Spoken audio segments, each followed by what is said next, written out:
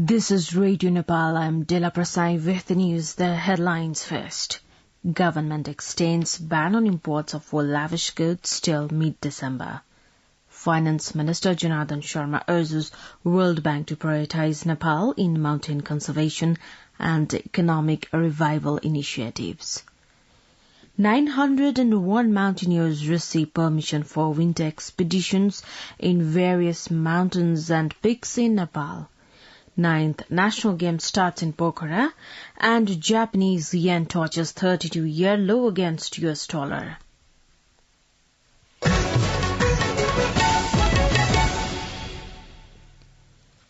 Now the news in detail. The government has fixed the minimum foreign direct investment limit to Nepal at 20 million rupees. Government spokesperson and Minister for Communications and Information Technology Gyanendra Bahadur Karki said a meeting of the Council of Ministers held yesterday took the decision. Minister Karki also said that ban on imports of different full lavish goods effective till 14 October is extended up to mid-December. The Cabinet also decided to unlock difficulties to extend the tenure of the Truth and Reconciliation Commission and Commission of Investigation on the Enforced Disappeared Persons until July 17, 2023. Likewise, the Cabinet formed a talk team under the Chief of the International Economic Assistance Coordination Division of the Ministry of Finance to hold a dialogue to give a final touch to the document on loan assistance of $200 million from the Asian Development Bank for School Education Sector Program. Similarly, the government will allow 37 foreign nationals from different countries to leave Nepal within 3 months by writing of passport fee, delay fee and fine. As per the government decision, the local levels of Jumla, Humla, Mugu and Kaliko districts of Karnali province hit hard by the floods and landslides would be declared disaster heat zone in a bid to minimize further loss and damage. Finance Minister Janardhan Sharma has urged the World Bank to place Nepal on priority in its several initiatives such as the conservation of the mountainous region, economic revival of rural areas and green corridor along river banks. Finance Minister Sharma made the request during a meeting with the World Bank's Vice President for South Asia, Martin Rezer, in Washington, D.C. yesterday. The US-based Nepali embassy informed that matters related to the progress of the program run by the World Bank were discussed on the occasion. Likewise, Finance Secretary Krishnahari Pushkar held a meeting with Vice President of Millennium Challenge Corporation MCC's Compact Operation Department Cameron Alford that discussed the issue of timely completing the MCC project in Nepal. Minister for Energy, Water Resources and Irrigation Pampha Pusal expressed her confidence that the Sunkosi Marine Diversion Multipurpose Project would help fulfill the country's dream of prosperity. Talking to their media persons following the inspection of the under-construction National Pride project in Sindhuli district yesterday, Minister Pusal viewed that the project would boost production of food items upon its completion. The project is also expected to generate 31.7 megawatt of the electricity. Chief Minister of Madhya Province Lal Babu Raut has removed 3 ministers from the province cabinet who were representing the Nepali Congress.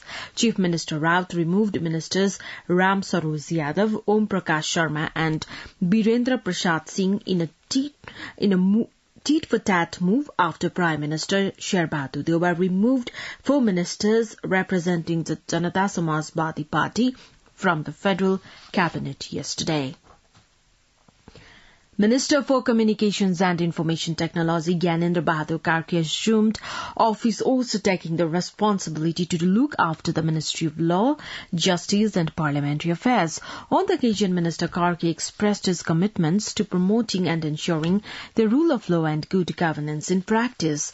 President Bidya Devi Bhandari yesterday designated the responsibility of the Law Ministry to Minister Karki as the term of Law Minister Govinda Prasad Sharma Koirala ended. The government has granted permissions to 901 mountaineers of 108 groups for winter expeditions in various 35 mountains and peaks in Nepal. According to the Department of Tourism, the highest number of permits was issued for Mount Manaslu. The department said permission was issued to 5 persons over group to climb Mount Everest.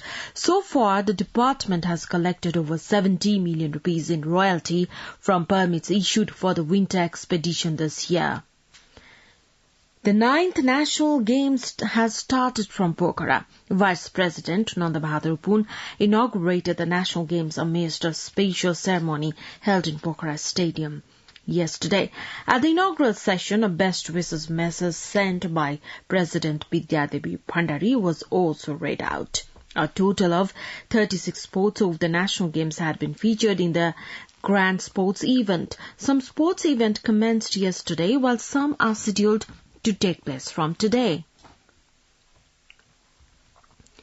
You are listening to Radio Nepal 8 AM English News Bulletin. We continue with the international updates now. The Japanese yen touched a 32-year low against the US dollar after officials' figures showed that prices had risen faster than expected in America. The yen fell to 147.66 against the US dollar before regaining some ground. Japanese Finance Minister Sunichi Suzuki said the government will take appropriate action against the currency's volatility. Last month, Japan spent $20 billion to prop up the country's struggling currency. Last month, Japan intervened in the global currency market to help support the weakening yen. The United States will send Ukraine an additional $725 million package of weapons and other military assistance, the White House has said, as Washington added to a flurry of aid announcements from European allies this week amid Russia's renewed missile attacks on Kiev and other targets. U.S. Secretary of State Antony Blinken said in a statement on Friday that the aid follows in the wake of Russia's missile strikes on civilians across Ukraine and the mounting evidence of atrocities by Russian forces. Now, the Journal weather forecast for the country for today. Forecasting division says the weather is likely to be partly to generally cloudy in Province 1, Bagmati Province and Gandaki Province, and partly cloudy to mainly fair in the rest of the provinces. Kathmandu's weather report now, maximum temperature of 27.5 degrees Celsius and minimum temperature of 15.5 degrees Celsius. With this news, we have come to the end of this bulletin. But before we wrap up the headlines once again.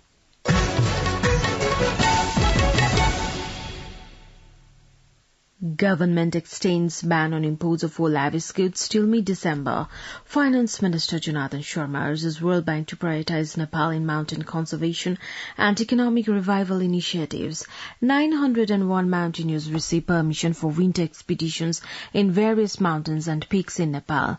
9th National Games starts in Pokhara, and Japanese yen touches 32-year low against the US dollar.